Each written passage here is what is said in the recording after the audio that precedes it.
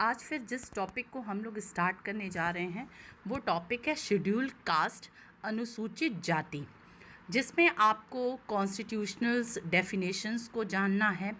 फिर आपको scheduled caste से रिलेटेड जो भी प्रॉब्लम्स हैं, वो चाहे सोशल प्रॉब्लम्स हो, रिलीजियस प्रॉब्लम्स हो, इकोनॉमिक प्रॉब्लम्स हैं, और भी कई तरह के जो गवर्नमेंट बहुत सारे रूल्स एंड रेगुलेशंस और प्रोग्राम्स ला रही है, उसके अनअवेयरनेस को लेकर के प्रॉब्लम्स हैं। तो फिर हम लोग प्रॉब्लम्स भी जानेंगे, कॉन्स्टिट्यूशनल प्रोविज़न्स क्या हैं शेड्यूल्ड कास्ट के लिए, उन्हें भी देखना है इस टॉपिक पे। तो एटलीस्ट ये जो शेड्यूल्ड कास्ट टॉपिक है वो भी अपने आप में एक बड़ा टॉपिक है, तो इसको में भी हम लोग कई वीडियोस में लेकर के आगे चलेंगे। तो सबसे पहले स्टार्ट करते हैं डेफिनेशंस ऑफ शेड्यूल्ड कास्ट। उसमें हमें देखना होगा कॉन्स्टिट्यूशनल डेफिनेशन। देखिए, आपको पहले बारीक डिफरेंस समझना होगा कि शेड्यूल्ड कास्ट और कास्ट में क्या अंतर है। कास्ट का कॉन्सेप्ट जो है वो सोशियोलॉजी का एक बहुत बड़ा कॉन्सेप्ट है, और इंडियन जो सोशल स्ट्रक्चर है वो बेसिकली हमारे कास्ट पे, रिलीजन पे, इन सब चीज़ों पे डिपेंड करता है। तो एक कास्ट कॉन्सेप्ट है जो कि सदियों से ये जाति की जो अवधारणा है वो चली आ रही है हमारे देश में। पर जब हमारे देश में इस जातियों को संविधान में सूचीबद्ध कर लिया गया तो उन्हें हम अनुसूचित जाति का दर्जा दिए। तो आप समझ सकते हैं कि जो शेड्यूल्ड कास्ट है वो कोई सोशियोलॉजिकल कंसेप्ट नहीं है, it is purely a constitutional concept, क्योंकि इसमें कॉन्स्टिट्यूशन में शेड्यूल्ड कास्ट का कॉन्सेप्ट दिया गया है। एक सबसे पहले आर्टिकल 366(24) है, वो डिफ़ाइन करता है शेड्यूल्ड कास्ट को, और उसमें जो बात कही गई है वो बोला गया है कि सच कास्ट्स, रेस और ट्राइब्स और parts of groups within such caste, race और tribes as a deemed under article 341 to be scheduled caste for the purpose of this constitution. अनुसूचित जाति को भारत के संविधान के अनुच्छेद 366(24) में परिभाषित किया गया है। और किस तरह से परिभाषित किया गया कि अनुसूचित जातियों से ऐसी जातियां मूल वंश या जनजातियों के भाग या उनमें के मूल अभिप्रेत हैं जिन्हें इस संविधान के प्रयोजनों के लिए अनुच्छेद 341 के अधीन अनुसूचित जनजातियां समझा जाता है या जातियां समझा जाता है। देखिए, 2 आर्टिकल की चर्चा मैंने की है इस स्लाइड में। उसमें है आर्टिकल 366(24) और 341। तो 341 में अभी मैं आर्टिकल 341 की तरफ आगे बढ़ूंगी, पर एक शॉर्ट में समझिए कि 341 में राष्ट्रपति को ये अधिकार दिया गया है कि वो किसी भी जाति को अनुसूचित जाति घोषित कर सकती है। और आर्टिकल 342 में, इसी समय मैं ट्राइब्स के बारे में भी बता दे रही हूँ कि 342 आर्टिकल्स के तहत राष्ट्रपति को पावर दिया गया कि किसी भी जनजाति को, किसी भी ट्राइब्स को वो शेड्यूल्ड ट्राइब्स घोषित कर सकता है। और 341 में ये दिया गया है कि राष्ट्रपति किसी भी कास्ट को शेड्यूल्ड कास्ट घोषित किया गया है, उसके लिए पार्लियामेंट और स्टेट से अलग अलग तरीके के प्रोसेस से होकर के गुजरना पड़ता है, पर राष्ट्रपति को ये अधिकार है कि वो पब्लिक नोटिफिकेशन के थ्रू किसी भी कास्ट को शेड्यूल्ड कास्ट घोषित कर सकती है। तब फिर आर्टिकल 366(24) में क्या बात की गई है? आर्टिकल 366(24) में इसी चीज़ को एनालाइज किया गया है कि आर्टिकल 341 में ऐसे ऐसे पावर दिए गए हैं। तो जब डेफिनेशन का कॉन्सेप्ट आता है तो आर्टिकल 366(24) की बात होगी, पर जब राष्ट्रपति के पावर की बात होती है तो 341 और शेड्यूल्ड कास्ट के लिए, और 342 शेड्यूल्ड ट्राइब के बारे में आप बात करेंगे। तो अभी आपने आर्टिकल 366(24) देखा, और उसी समय मैंने 341 आर्टिकल के बारे में भी थोड़ी सी चर्चा कर दी थी। अब आप डिटेल में देखिए कि 341 आर्टिकल जो इंडिया का है वो क्या कहता है। 2 पॉइंट्स हैं। फर्स्ट पॉइंट में कहता है कि the president may with respect to any state or union territory, and where it is a state, after consultation with the governor thereof, by public notification, specify the caste, race, or tribes, or a part of a groups within caste, race, or tribes, which shall for the purpose of this constitution be deemed to be scheduled castes in relation to that state or union territory as the case may be. राष्ट्रपति किसी राज्य या संघ राज्य क्षेत्र तथा जहाँ राज्य है वहाँ उसके राज्यपाल से परामर्श करने के पश्चात लोक अधिसूचना द्वारा उन जातियों, मूल वंशों या जनजातियों के भागों या उनमें के मूल को विनिर्दिष्ट कर सकेगा जिन्हें इस संविधान के प्रयोजनों के लिए यथास्थिति उस राज्य या संघ राज्य क्षेत्र के संबंध में अनुसूचित जातियां समझा जाएगा। तो आपको यही है कि ये राष्ट्रपति को अधिकार दिया गया है कि वो किसी भी राज्य में, ठीक है, एक public notification if in any state और यूनियन टेरिटरी, और जहाँ पर गवर्नर हैं उनसे सलाह ले करके, तो राष्ट्रपति को ये अधिकार दिया गया है कि वो किसी भी राज्य में या केंद्र शासित प्रदेश में या जहाँ पर गवर्नर का है वहाँ पर एक पब्लिक नोटिफिकेशन निकालेगा और किसी भी जातियाँ जो कहीं ना कहीं से उन डिस्क्रिमिनेशन का शिकार हुई थी, आप जब देखेंगे तो कुछ पॉइंट्स हैं जिसमें दिया गया है कि जिनके साथ ये प्रॉब्लम्स हैं, जैसे कि कभी ना कभी हिस्ट्री में उन्हें हम अछूत समझे हों, उनका पब्लिक सर्विसेज में जो परसेंटेज हो वो कहीं ना कहीं से कम हो, उन्हें आज भी मंदिरों में जाना अलाउ ना हो, इस तरह के कुछ पॉइंट्स हैं। तो अगर जो भी जातियां इन सब चीज़ों से आज भी गुज़र रही हैं, उन्हें पब्लिक नोटिफिकेशन के थ्रू राष्ट्रपति उन जातियों को अनुसूचित जाति घोषित कर सकता है। तो एक बहुत बारीक से ये आप डिफरेंस समझिए कि जाति तो सिंपल कॉन्सेप्ट है एक, और जब उन जातियों को राष्ट्रपति के अनुसार या राष्ट्रपति के अधिकार के उपरांत वो जब संविधान में हम सूचीबद्ध कर देते हैं तो वो अनुसूचित जाति बन जाती है। ठीक है, स्टूडेंट्स का कॉमन होता है कि ये टर्म हम हमेशा यूज़ करते हैं पर एग्जैक्ट नहीं। इसी तरह ट्राइब्स का भी कॉन्सेप्ट है, तो ट्राइब्स का एक कॉन्सेप्ट अलग है। जिन ट्राइब्स को राष्ट्रपति के अधिकार से उनको संविधान में सूचीबद्ध कर दिया गया है वो अनुसूचित जनजाति घोषित हो गई हैं। तो ये है। तो आर्टिकल 341 तो पहले प्रेसिडेंट के पावर को डील करता है। फिर इसका दूसरा पॉइंट ये है कि पार्लियामेंट में भी लॉ इंक्लूड इन और एक्सक्लूड, देखिए दोनों बातें की जा रही हैं कि हमें किसी जाति को संविधान में सूचीबद्ध करना हो या उसे बाहर भी निकालना हो। इंक्लूड इन और exclude from the list of scheduled caste specified in a notifications issued under clause 1 any caste, race or tribe or a part of a group within any caste, race or tribe, but save as aforesaid a notification issued under the said clause shall not be varied by any subsequent notification।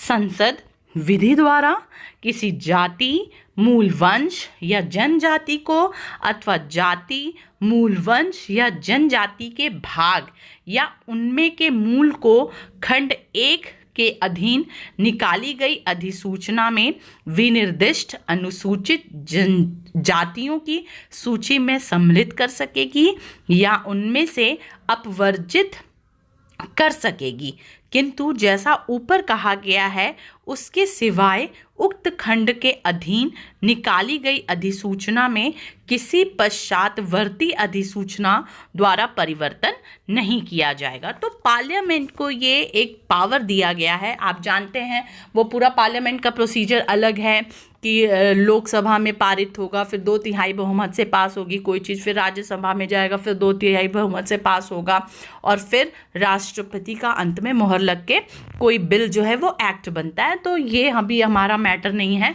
अभी हमें जानना है कि article 341 में क्या बातें कही जा रही हैं। तो पहला बात तो प्रेसिडेंट के पावर की बात की गई है, और दूसरा बात पार्लियामेंट के पावर की गई है कि पार्लियामेंट किसी भी कास्ट को इंक्लूड या एक्सक्लूड कर सकता है from the list of scheduled caste. तो अभी हमने कॉन्स्टिट्यूशनल डेफिनेशंस देखा शेड्यूल्ड कास्ट का, जिसमें आर्टिकल 366, 24 और आर्टिकल 341 के बारे में बात हुई। अभी अलग से हम लोग एक टॉपिक और पढ़ेंगे कि what are the different constitutional provisions for scheduled caste. अब हम लोग पढ़ते हैं कि जो introduction of the term scheduled caste आया, ये शेड्यूल्ड कास्ट जो टर्म आया है, ये आया है ब्रिटिश रूल के दौरान। गवर्नमेंट ऑफ इंडिया एक्ट 1935 आया था, भारत सरकार अधिनियम 1935, उसमें शेड्यूल्ड कास्ट शब्द की चर्चा हुई है। Don't forget this point, okay, कि scheduled caste term is mainly used in the government of India act 1935। और फिर अप्रैल 1936 में British government issued government of India scheduled caste order 1936। तो जब शेड्यूल्ड कास्ट की बात हो गई 1935 के भारत सरकार अधिनियम में, तो 1936 में 1936 में ब्रिटिश गवर्नमेंट ने एक government of India scheduled caste order लाया, जिसमें से कुछ स्पेसिफिक एरिया के कास्ट को शेड्यूल्ड कास्ट घोषित किया गया था, in which the areas were Assam, Bengal, Bihar, Bombay, central provinces and Berar, Madras, Orissa, Punjab and United provinces. आप सारी चीज़ों को जान रहे हैं, असम, बंगाल, बिहार, बॉम्बे, ये सब चीज़ें जान रहे हैं। आपको दो चीज़ यहाँ पर मे बी क्लिक करता होगा कि सेंट्रल प्रोविंसेस हम किसको कहते थे और यूनाइटेड प्रोविंसेस कहते थे। तो एक हल्की सी मैं जानकारी आपको दे सकती हूँ कि जो प्रेजेंट डे का मध्य प्रदेश है, छत्तीसगढ़ है और महाराष्ट्र स्टेट है, ये तीन स्टेट आप जानते हैं आपस में अगल बगल लगे हुए हैं। मध्य प्रदेश, छत्तीसगढ़ एंड महाराष्ट्र, ये तीनों स्टेट को मिला करके उस समय मतलब 1935 का जो दौर था, उसमें इसको हम सेंट्रल प्रोविंसेस कहते थे, जिसका कैपिटल नागपुर हुआ करता था। और मेनली जो ब्रिटिश गवर्नमेंट थी वो इसे मुगलों से और मराठों से जीती थी।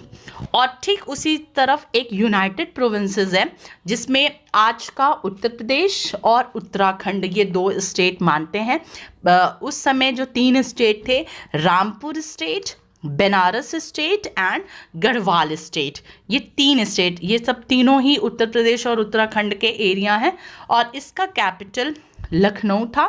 और जो यूनाइटेड प्रोविंसेस था, ये तो 1937 से लेकर के 1950 तक चला, मतलब देश आज़ाद होने के बाद भी।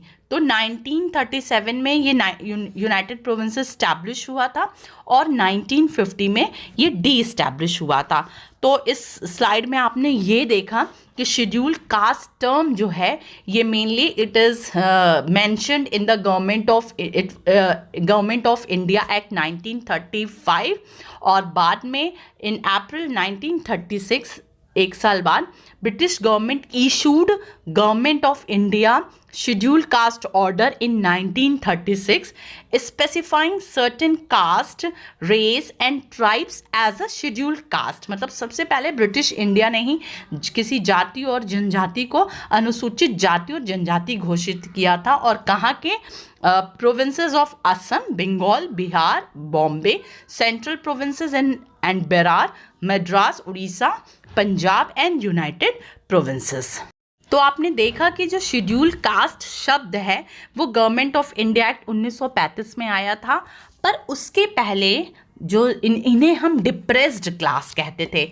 मतलब शेड्यूल्ड कास्ट जो है इन्हें और भी कई नामों से जाना जाता है, उसे हम डिप्रेस्ड क्लास कहते थे। और 1931 का जो सेंसस आया था जिसमें कि जॉन हेनरी हटन, जो कि सेंसस कमिश्नर थे इंडिया के उस समय, जनगणना आयुक्त, उन्होंने इस डिप्रेस्ड क्लास की चर्चा की थी। तो डिप्रेस्ड क्लासेस वर सिस्टमेटिकली कैटेगराइज्ड इन 1931 उस समय ही इसे हम व्यवस्थित रूप से श्रेणीबद्ध किए थे, जो डिप्रेस्ड क्लास था। मतलब शेड्यूल कास्ट को उस समय 1935 के पहले डिप्रेस्ड क्लास कहा जाता था।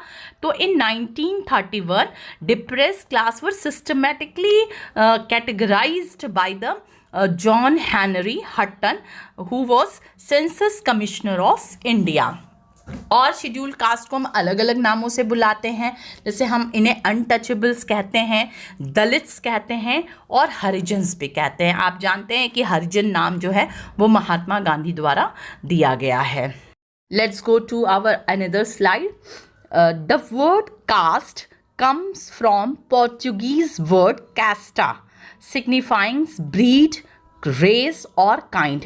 ये जो शब्द कास्ट है मेनली इसको हम पोर्तुगीज़ वर्ड कास्टा से लिए हैं, जिसमें कि इसका अर्थ अलग अलग तरीके से था। ब्रीड से भी इसका मतलब है, रेस से है और काइंड से है। The Portuguese of the 11th century applied the term indiscriminately to the various social and occupational groups found in the subcontinent and it has since continued। तो आप जानिए कि जो कास्ट शब्द है ये पोर्तुगीज़ ने इन्हें आम भाषा में मतलब जो होता है चलन में लाया है। Scheduled caste are those caste named in the scheduled caste order of the government of India promulgated in August 1950। तो वही मैंने बताया कि जब 1950 में हमारा संविधान बन करके हमारे सामने आया तो उस समय से ये शेड्यूल कास्ट शब्द आया, क्योंकि जिन जातियों को हम संविधान में सूचीबद्ध कर लिए थे। Hence a person is considered to be a member of scheduled caste if he or she belongs to a caste which under the constitution has been declared to be scheduled caste for the area for which he or she resident। एक व्यक्ति को अनुसूचित जाति का सदस्य माना जाता है यदि वह उस जाति का है जिसे संविधान के तहत क्षेत्र के लिए अनुसूचित जाति घोषित किया गया है, जिसका वह एक निवासी है। ठीक है, तो संविधान जिसे भी अनुसूचित जाति के रूप में घोषित कर लेगी, आर्टिकल 341 में ये बात कही गई है, तो वहाँ उस पर्टिकुलर क्षेत्र का व्यक्ति अनुसूचित जाति कहलाएगा। Next, a caste can be specified as schedule caste only by the President of India। Once specified, any inclusion or exclusion to the list can be made only through an act of parliament। एक जाति को केवल भारत के राष्ट्रपति द्वारा अनुसूचित जाति के रूप में निर्दिष्ट किया जा सकता है। एक बार निर्दिष्ट करने के बाद सूची में शामिल किए जाने या बहिष्कृत करने का कोई भी प्रावधान केवल संसद के एक अधिनियम के माध्यम से किया जा सकता है। देखिए, ये आर्टिकल 341 बता रहा है। 341 का जो पिछले स्लाइड्स में मैंने बताया था कि 341 का फर्स्ट पार्ट और 341 का सेकेंड पार्ट, तो आपने देखा कि 341 का फर्स्ट पार्ट में प्रेसिडेंट को पावर दिया गया है और फिर उसी के सेकेंड पार्ट में पार्लियामेंट का। तो एक बार प्रेसिडेंट का ये अधिकार है, ये उसको राइट मिला हुआ है कि वो किसी भी जाति को अनुसूचित जाति घोषित कर सकता है, और फिर अगर उसको उस लिस्ट से निकालना है या किसी भी जाति को उस लिस्ट में ऐड ऑन करना है तो फिर ये पार्लियामेंट को राइट मिला हुआ है। Thus, scheduled caste is a constitutional and not a sociological concept। This is very important line कि इस तरह से जो शेड्यूल कास्ट एक शब्द जो है या एक जो अवधारणा है, एक कॉन्सेप्ट है, this is purely a constitutional concept, not a social concept। Caste is a sociological concept, but when we are talking about scheduled caste, it is purely a constitutional concept, because in our constitution the word scheduled caste is mentioned in article 341 and in article 366(24). Scheduled caste are the ex-touchables who continue to follow ex untouchables who continue to follow the Hindu faith. This term was first incorporated into Government of India Act 1935. The purpose of classification of caste as scheduled caste is to safeguard the interest of those who suffer from the caste discrimination and to provide for them special concessions to help them. देखिए जो schedule caste आप जान रहे हैं कि ये x untouchables हैं, मतलब जो पहले के बहिष्कृत लोग हैं जो कि जिनसे छुआछूत का व्यवहार होता था। तो ये सब बातें गवर्नमेंट ऑफ इंडिया एक्ट 1935 में कही गई हैं। आपको कुछ आगे चल करके मैं पॉइंट बताऊंगी कि उन पॉइंट्स जिन पे फॉलो होता था, जिन कास्ट पे, उनको हम शेड्यूल कास्ट रखे गवर्नमेंट ऑफ इंडिया एक्ट 1935। जो पॉइंट मैंने पढ़ा वही है ये, अनुसूचित जातियां पूर्व अछूत हैं जो हिंदू धर्म का पालन करना जारी रखती हैं। यह शब्द अनुसूचित जातियों को पहली बार 1935 के भारत सरकार अधिनियम में शामिल किया गया था। अनुसूचित जातियों के रूप में जातियों के वर्गीकरण का उद्देश्य उन लोगों के हितों की रक्षा करना है जो जातिगत भेदभाव से पीड़ित हैं और उनकी मदद करने के लिए विशेष रियायतें प्रदान करते हैं। अब क्राइटेरिया क्या क्या था उस टाइम पे 1935 में? The criteria to bring a caste under scheduled caste are, first, they occupy a low position in Hindu social structure.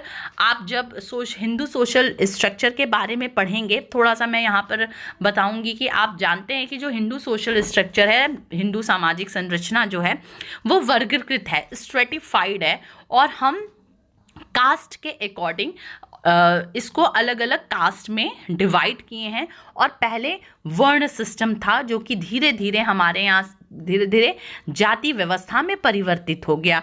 तो वर्ण सिस्टम को आप अच्छी तरह से जानते हैं कि किस तरह से ब्राह्मण, क्षत्रिय, वैश्य और शूद्र, ये वर्ण व्यवस्था थी जिसमें कि हम मानते थे कि जो जिस परंपरा को निभा रहा है, जिसके अंदर जो अपनी एक मूल विशेषताएं हैं, अगर उसको वो व्यक्ति उस मूल विशेषताओं को धारित करता है तो वो उस वर्ण का कहलाएगा। इसमें हम ब्लड रिलेशंस को बिल्कुल इम्पोर्टेंस नहीं देते थे। जैसे कोई भी व्यक्ति जिसके अंदर अध्यापन का शौक़ है, जो कि कई तरह के ज्ञान को अपने अंदर समाहित किए हुए है, अगर वैसा कोई व्यक्ति है तो उसको हम ब्राह्मण का दर्जा देते थे। अगर कोई ऐसा व्यक्ति है जिसके अंदर क्षत्रिय की विशेषताएं हैं, जो कि युद्ध में अपना हुनर दिखा सकता है, शत्रुओं को परास्त कर सकता है, जिसके अंदर ये विशेषताएं होती हैं कि वो युद्ध भूमि में बहुत ही सकारात्मक तरीके से अपनी ऊर्जा का प्रदर्शन करेगा, तो ऐसे को हम क्षत्रिय कहते थे। वैश्य, जिसके अंदर हम इस तरह के भाव को देखते थे कि वो व्यापार बहुत अच्छे से कर सके, वो कैलकुलेशन में बहुत शार्प हो। और शूद्र का दर्जा हम उसे देते थे जिसके अंदर सेवा भाव रहता था। पर धीरे धीरे ये वर्ण व्यवस्था हमारी बदलती चली गई और हम वर्ण व्यवस्था के स्थान पर जाति व्यवस्था में आगे आते बढ़ना शुरू हो गए। तो जो हिंदू सामाजिक संरचना है, जिसमें जो कि लो पोजीशन पे लोग थे, उन जातियों को हम 1935 के अधिनियम में अनुसूचित जनजाति के रूप में शामिल किए। सेकंड पॉइंट था कि they are backward in education, वो कहीं ना कहीं से शिक्षा में पिछड़े हुए हों। They have इनएडिक्वेट representation in government services, सरकारी नौकरियों में उनका वह प्रतिनिधित्व नहीं है जितना कि होना चाहिए। और in the field of trade, commerce and industry, इन सब चीज़ों में भी उनका रिप्रेजेंटेशन बहुत अच्छा नहीं है। They suffer from social and physical isolation from the rest of the population, बाकी जो देश की जनसंख्या है उनमें से इन्हें कहीं ना कहीं से सामाजिक तथा जो फिजिकल दूरी होती है उससे इन्हें अलग किया गया। मतलब सामाजिक रूप से इन्हें एक्सेप्ट नहीं किया गया, साथ में इन्हें शारीरिक रूप से एक्सेप्ट नहीं किया गया, मतलब इनके साथ छुआछूत की परंपरा जारी रही। तो ऐसी जातियों को 1935 के भारत सरकार के अधिनियम में शामिल किया गया था। The scheduled castes are backward. It is due to their dominance in rural nature, illiteracy, dependence on agriculture labor or other occupation with low earnings, and due to injustice, exploitation and oppressions they have been suffering from others for centuries. बाकी चीज़ों में क्या इन्हें कि जो वो जातियों को अनुसूचित जाति घोषित की गई जो कहीं ना कहीं से पिछड़े हुए थे, जिनका कि ज़्यादातर जो निकटता था वो ग्रामीण परिवेश से इनकी निकटता थी, और ग्रामीण जो अधिसंरचना होती है उस पर ये कहीं ना कहीं से डिपेंड थे। इनके अंदर अशिक्षा थी, शिक्षा की कमी थी। इनका ज़्यादातर जो लेबर्स क्लास से ये बिलोंग करते थे, और या ऐसे ऑक्यूपेशन से जिसमें इनकी अर्निंग बहुत ज़्यादा कम होती थी।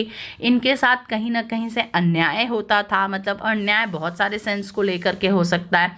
एक्सप्लॉयटेशन होता था, शोषण होता था, साथ में operation they have been suffering from, और जो हमारी पीछे की शताब्दियों से इनके साथ जो भेदभाव की स्थिति उत्पन्न थी, ऐसी जातियों को अनुसूचित जनजाति घोषित किया गया। तो मेरे अकॉर्डिंग आप लोग का शेड्यूल कास्ट का कॉन्सेप्ट तो क्लियर हो गया होगा।